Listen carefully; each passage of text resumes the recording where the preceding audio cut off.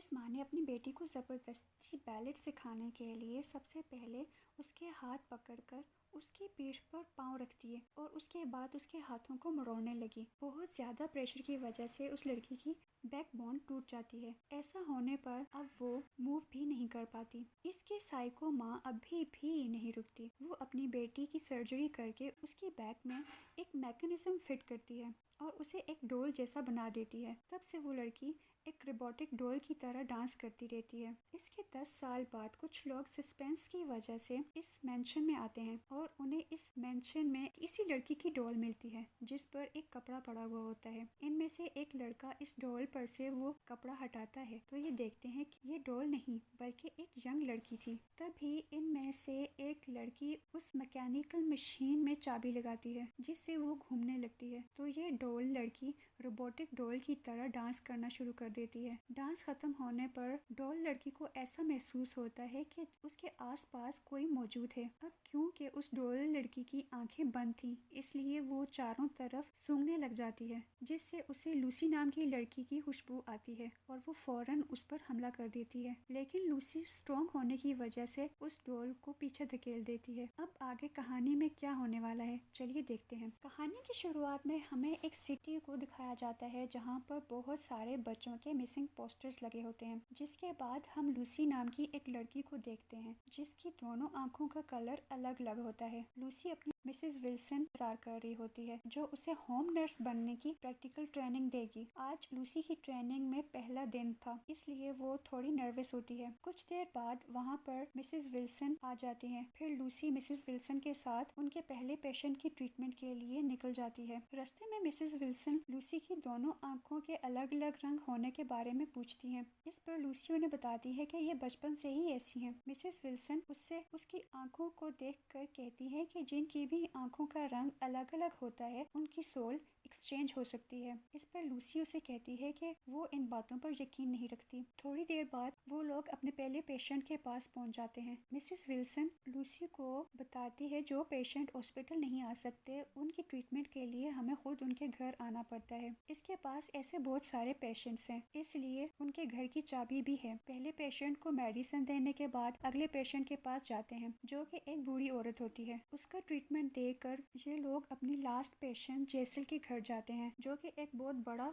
और old mention होता है जो कि एक जंगल के बीच में मौजूद होता है। मिसेस विल्सन लूसी को कार में बैठे रहने को कहकर उस मेंशन में चली जाती है क्योंकि जेसल थोड़ी अलग थी। बहुत देर तक मिसेस विल्सन के वापस न आने पर लूसी क्यूरियोसिटी की वजह से मेंशन में चली जाती है जिसकी सारी खिड़कियों को कपड़ों से ढका हुआ था। अब लूसी अंदर जाती है तो देखती है उस मेंशन में बहुत सारी तस्वीरें और स्टफ्ड एनिमल्स हैं। मिसेस विल्सन को ढूंढते हुए लूसी एक रूम में जाती है जहाँ पर वो मिसेस विल्सन को जैसल का खून बदलते हुए देखती है। उसे वहाँ देखकर मिसेस विल्सन खुश हो जाती है जिसके बाद लूसी को जैसल के बारे में बताती है कि जैसल बहुत टाइम से कोमा में है और वो जब जवान थी तो इस एरिया की मशहूर बैलेट डांसर थी। वो बहुत सारे बच्चों को बैलेट डांस सिखाती थी यानी कि वो एक अच्छी ट्रेनर भी थी। वहाँ पर अंधेरा होने की वजह से लूसी वहाँ की एक खिड़की खोल देती है। जैसल को देखकर लूसी मिसेस विल्सन से जैसल के गले में पड़ी हुई चाबी के बारे में पूछती है। इस बारे में मिसेस विल्सन उसे बताती है कि जैसल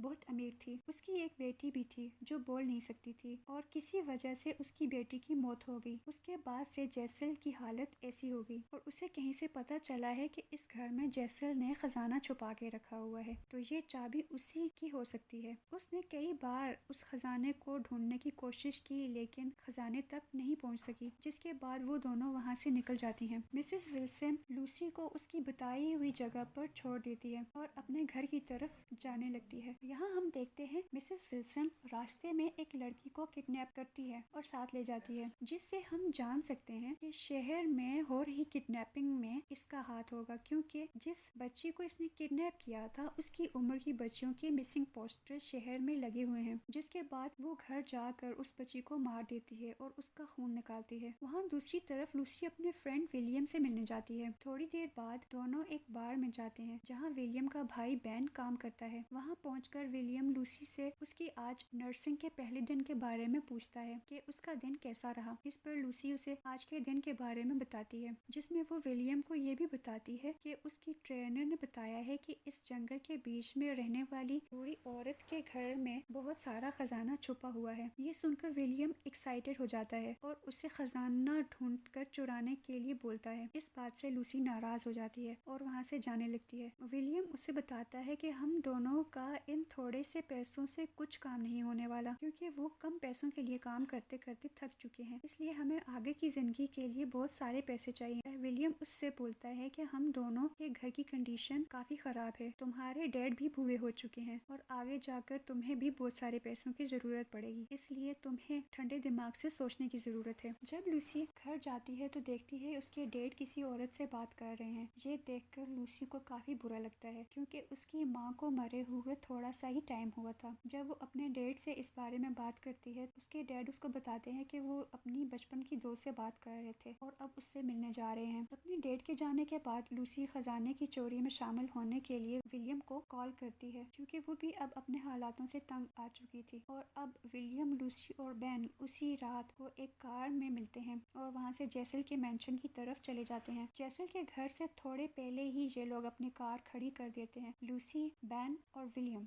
जैसल के घर की तरफ पैदल ही जाने लगते हैं। रास्ते में लूसी को जमीन पर अजीब सी नीले रंग की आग दिखाई देती है, जिसे वो हाथ लगाकर चेक करने लगती है तो वो आग गायब हो जाती है। यह देखकर उन लोगों को कुछ समझ नहीं आता और उसे इग्नोर करते हुए जैसल के मैंशन की तरफ चले जाते हैं। उस मैंशन की दीवार कूदकर तीनों मैंशन तक पहुंच जाते हैं, लेकिन उसके अंदर जाने का रास्ता नहीं मिलता, इसलिए बेन और लूसी विलियम को वापस लौट जाने को कहते हैं। लेकिन विलियम उनकी बात नहीं सुनता और अंदर जाने के लिए रास्ता ढूंढने लगता है। उसी मैंशन के बेसमेंट में जाने के लिए उसे रास्ता मिल जाता है, जिससे वो मैंशन के अंदर दाखिल हो जाते हैं। अंदर जाते ही तीनों सीढ़ियां चढ़कर ऊपर ग्राउंड फ्लोर पर चले जाते हैं। यहाँ पर हर छोटे से छोटे दरवाजे पर लॉक लगा हुआ था। फिर ये लोग बिना आवाज किए फर्स्ट फ्लोर पर चले जाते हैं, जहाँ वो एक बच्ची के कमरे में जाते हैं। लूसी उन्हें बताती है कि ये कमरा जैसल की बेटी का है, जिसे मरे हुए कई साल गुजर चुके हैं और वो बोल भी नहीं सकती थी। तभी उन दोनों को विलियम पास के कमरे में बुलाता है। जब वो अंदर जाते हैं तो देखते हैं कि वहाँ 4 एनिमल डॉल्स हैं और वो आपस में इन्हीं के बारे में बात कर रहे होते हैं कि एक डॉल तेजी से इनकी तरफ मुड़ती है, जिसे देखकर तीनों डर जाते हैं और उसे इग्नोर करते हुए आगे बढ़ने लगते हैं। आगे जाने पर उन्हें एक दरवाजा मिलता है। विलियम को लगता है कि यही वो दरवाजा है जिसके पीछे खजाना छुपा हुआ है, लेकिन इसके लॉक की चाबी उनके पास नहीं है। इस पर लूसी उन्हें बताती है कि उसने जैसल के गले में एक चाबी देखी थी, शायद वो इस दरवाजे की चाबी होगी। इसलिए वो तीनों चाबी लेने के लिए टॉप फ्लोर पर मौजूद जैसल के कमरे में जाने लगते हैं। जैसल के पास पहुंचकर वो देखते हैं कि वो सो रही होती है और उसे ऑक्सीजन मास्क भी लगा हुआ था, जिसके बाद लूसी बड़े आराम से जैसल के गले से चाबी निकाल देती है और विलियम को दे देती है। लेकिन जब विलियम उस चाबी को उस दरवाजे के साथ लगाता है तो वो दरवाज़ा नहीं खुलता, जिसके बाद बेन उस दरवाजे को तोड़ देता है। अंदर जाने पर विलियम को जब खजाना नहीं मिलता तो वो बहुत ज़्यादा गुस्सा होने लगता है, लेकिन रूम में उन्हें एक लड़की की डॉल मिलती है, जिसे एक कपड़े से कवर किया हुआ था। बेन जैसे ही उस कपड़े को हटाता है तो उन्हें पता चलता है कि वो डॉल नहीं बल्कि एक लड़की है। लूसी समझ जाती है कि ये जैसल की बेटी की बॉडी है और ये ही जैसल का खजाना है, जिसे उसने छुपा कर रखा हुआ है। तभी विलियम देखता है कि जिस प्लेटफॉर्म पर वो डेड बॉडी रखी हुई थी वहाँ पर एक लॉक है। इस पर लूसी उस चाबी को उसमें लगाकर घुमाती है। तभी उस कमरे की सब लाइट्स अचानक ऑन हो जाती हैं और जिस प्लेटफॉर्म पर वो डेड बॉडी रखी हुई थी वो रोटेट होने लगता है और साथ ही अजीब सा म्यूजिक भी बजने लगता है और वो डॉल रोबोट जैसे डांस करने लगती है। सब बहुत डर जाते हैं और विलियम उस डॉल के मुंह पर मुक्का मारता है। ऐसा होते ही वहाँ बजने वाला म्यूजिक बंद हो जाता है और उस लड़की की गर्दन नीचे झुक जाती है और उस लड़की का घूमना भी बंद हो जाता है। तभी उस मैंशन में किसी की जोर जोर से चिल्लाने की आवाजें आने लगती हैं। ये देखकर तीनों वहाँ से भागने लगते हैं और बेसमेंट तक पहुँच जाते हैं। लेकिन वहाँ पहुँचकर वो देखते हैं कि बेसमेंट की जिस खिड़की से वो लोग अंदर आए थे उसमें अब रॉड लगे हुए हैं, जो कि उनके ठिकाने पर नहीं थे और अब उनके यहाँ से बाहर जाने का कोई रास्ता भी नहीं होता, क्योंकि यहाँ के सारे गेट और खिड़कियों पर लॉक लगे हुए थे जिनकी चाबी मिसेस विल्सन के पास थी। तभी लूसी को याद आता है कि सुबह जब वो मिसेस विल्सन के साथ यहाँ पर आई थी तो उसने जैसल के कमरे की खिड़की खोली थी जिसे किसी ने बंद नहीं किया था, और वो खिड़की ही उनके बाहर जाने का रास्ता है, क्योंकि लूसी के मुताबिक जैसल कोमा में है और जैसल का उनके ऊपर ध्यान नहीं जाएगा। इसलिए ये लोग जैसल के रूम में चले जाते हैं और ये देखकर शॉक रह जाते हैं कि जैसल अपने बेड पर नहीं होती और उसके बेड पर बहुत सारा खून पड़ा होता है। विलियम और लूसी उस खिड़की की तरफ जाते हैं, लेकिन अब वो भी लॉक थी। वो उस लॉक को तोड़ने लगते हैं। वहाँ दूसरी तरफ बेन जैसल के रूम में लगे हुए मिरर को देखने लगता है। जब वो मिरर को गौर से देखता है तो जैसल उसके पीछे खड़ी थी। विलियम खिड़की के लॉक को तोड़ देता है। जब वो बेन को बुलाता है तो वो नहीं आता। जब विलियम उसे देखने जाता है तो बेन वहाँ पर नहीं होता, इसलिए वो उसे ढूंढने लगते हैं। वहीं अब बेन खुद को एक कमरे में पाता है जहाँ बहुत सारे ऑपरेशन इक्विपमेंट्स रखे हुए थे। जब वो वहाँ से बाहर जाने का दरवाज़ा ढूंढता है तो घबरा जाता है, क्योंकि उस कमरे में कोई भी दरवाज़ा नहीं था। और फिर उसे छोटी बच्चियों के खेलने की आवाज़ें आती हैं, जिससे वो ज़्यादा परेशान हो जाता है। और तभी वहाँ पर 3 लड़कियाँ आती हैं और बेन के गले पर चाकू मारकर उसे मार देती हैं, जिसे देखकर हम इस बात का अंदाज़ा लगा सकते हैं कि ये वही लड़कियाँ थीं जिन्हें जैसल डांस सिखाया करती थी। इधर विलियम और लूसी बेन को पूरे मेंशन में ढूंढ रहे होते हैं। लूसी को एक नोट मिलता है जिसको पढ़ते ही उसे मालूम हो जाता है कि जैसल की बेटी का नाम एना है। और जब वो बेन को ढूंढते हुए कमरे में जाते हैं जहाँ पर बहुत सारी एनिमल डॉल्स डाइनिंग टेबल पर बैठी होती हैं, लूसी वहाँ पर जैसे ही जाती है वैसे ही वहाँ मौजूद डॉल्स का फेस बहुत तेजी से लूसी की तरफ मुड़ जाता है। और वहीं एक कुर्सी पर जैसल भी बैठी होती है, जो लूसी को कंट्रोल करके अपने सामने बिठा देती है और उसके दोनों हाथ पकड़ लेती है। और फिर जैसल उसे अपने पास्ट लाइफ दिखाती है, जहाँ पर जैसल अपने मेंशन में कुछ लड़कियों को डांस सिखा रही होती है, जिसमें से एक लड़की को जैसल डांस सही न करने पर बाहर निकाल देती है। फिर वो लड़की अपना ड्रेस चेंज कर रही होती है, तभी एना उसे अपने साथ ले जाती है। थोड़ी देर बाद जैसल को उसी लड़की की जोरदार चीख सुनाई देती है, इसलिए वो बाकी सभी स्टूडेंट्स को घर जाने को कहती है और एना के पास जाती है। एना उस लड़की को मारकर उसका खून पी रही होती है। ये देखकर जैसल उसे डांटती है और कहती है, जिसे हम नहीं जानते हम सिर्फ उन्हीं का खून पीते हैं। अपनी माँ से नाराज होकर एना मेंशन से बाहर सनलाइट में जाती है, जहाँ वो अपने आप ही लेविटेट होने लगती है, जिससे उसकी स्किन जलने लगती है और उसे ऐसा करते हुए जैसल भी देख रही होती है। जैसल एना की गलती करने पर उसे सजा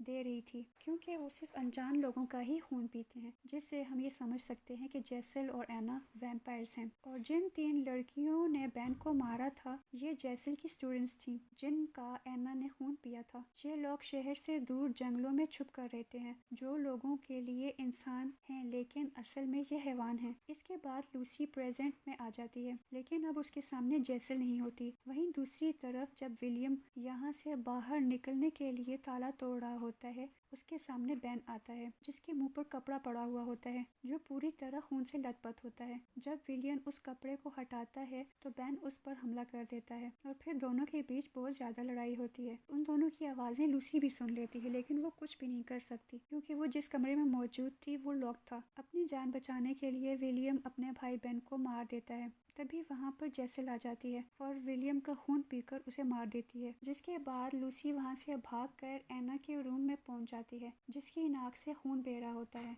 जब लूसी उसके खून को साफ करने लगती है तो एना उसे आगे की कहानी बताती है, जिसमें जैसल एना को सनलाइट से लाने के बाद जबरदस्ती एना को डांस प्रैक्टिस करवाने लगती है। दरअसल एना इस मेंशन से और अपनी माँ से दूर जाना चाहती थी। जैसल उसे हमेशा अपने पास इस मेंशन में ही रखना चाहती थी, लेकिन एना को बाहर की दुनिया देखनी थी। और डांस करते हुए जब जैसल एना को स्ट्रेचिंग करवा रही होती है, उसमें एना की बैकबोन टूट जाती है, जिससे एना अब चल भी नहीं सकती। और अब जब लूसी एना से पूछती है क्या तुम जिंदा हो, तो एना उसे प्लेटफॉर्म पर घूमकर अपना जवाब देती है। पर तभी एना लूसी का गला पकड़कर उसको मारने की कोशिश करती है। लूसी एना को एक मुक्का मारकर दूसरी तरफ गिरा देती है। तभी वहाँ पर मिसेस विल्सन आ जाती है, जो लूसी को बेहोश कर देती है। और जब लूसी की आंख खुलती है तो वो एक स्ट्रेचर पर होती है, जिसके पास पास मिसेस विल्सन मौजूद होती है। ये वही कमरा होता है जहाँ पर उन 3 लड़कियों ने बेन को मारा था। फिर मिसेस विल्सन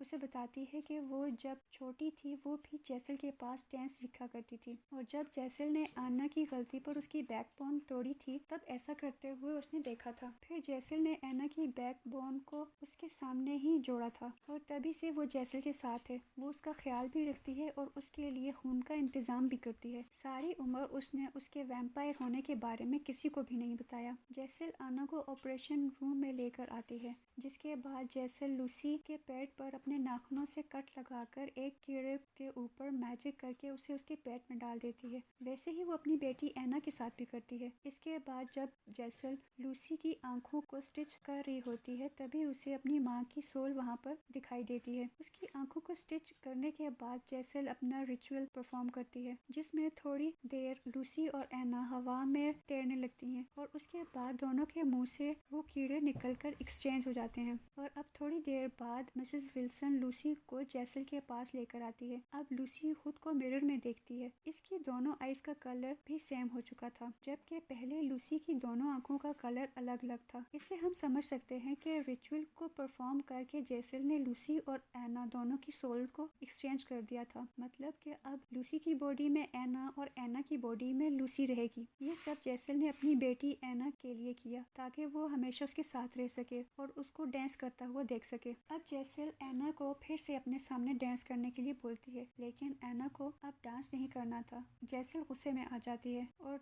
जब जेसल मिसेस विल्सन को इशारा करती है कि इसे जबरदस्ती डांस करवाओ तो एना उसकी ही जेब से सीजर निकाल कर उसके गले में मार देती है और उसे मार डालती है। फिर जेसल को भी इसी सीजर के साथ मारती है और अब वो अपनी बॉडी जिसमें अब लूसी की सोल है उसके पास जाती है। वहाँ जाकर वो उसकी आंखों पे से स्टिचेस खोलती है और उसे अपना खून पिलाकर होश में लाती है। फिर लूसी अपने आप को आना की बॉडी में देखने लगती है और जब वहाँ से वो दोनों जाने लगती हैं तो जेसल उन पर हमला करती है। मतलब वो अभी भी जिंदा थी, जिसके बाद आना उसे टॉप फ्लोर से ग्राउंड फ्लोर पर फेंक देती है, लेकिन वो अभी भी नहीं मरी थी। इसलिए आना और लूसी जेसल के मुंह को दोनों साइड से पकड़कर उसके जबड़े को 2 टुकड़ों में फाड़ देती हैं, जिससे जेसल अब परमानेंटली खत्म हो गई थी। अब वो उन्हें कभी परेशान नहीं करेगी। जब दोनों उसे मार कर मैंशन से बाहर आती हैं तो उनके सामने वही ब्लू फायर यानी नीली आग आती है। ये वही आग होती है जो हमें मूवी के बीच में देखी थी। जिसके बाद लूसी उसे अपने हाथ में लेकर देखती है और मुस्कुराती है। उस रात वो दोनों साथ में सो जाती हैं और अगली सुबह वो दोनों समंदर के किनारे एक क्लिफ पर जाती हैं। फिर जब लूसी पर सनलाइट पड़ती है वो हवा में फ्लोट करने लगती है और उसकी स्किन जलने लगती है। कुछ देर बाद वो हवा में गायब हो जाती है, जिससे आना मुस्कुराते हुए देख रही थी। ऐसा इसलिए था कि लूसी को इस दुनिया में नहीं रहना था, जबकि आना इस दुनिया को देखना चाहती थी। इसलिए दोनों की सोल जब एक्सचेंज हुई तो लूसी को उसकी लाइफ से निजात मिली और एना को दुनिया को देखने का ड्रीम पूरा हुआ। और इस हैप्पी एंडिंग के साथ ये कहानी यहीं पर खत्म होती है। कहानी पसंद आई हो तो वीडियो को लाइक कीजिएगा, चैनल को सब्सक्राइब कीजिएगा। मिलते हैं अगली वीडियो में।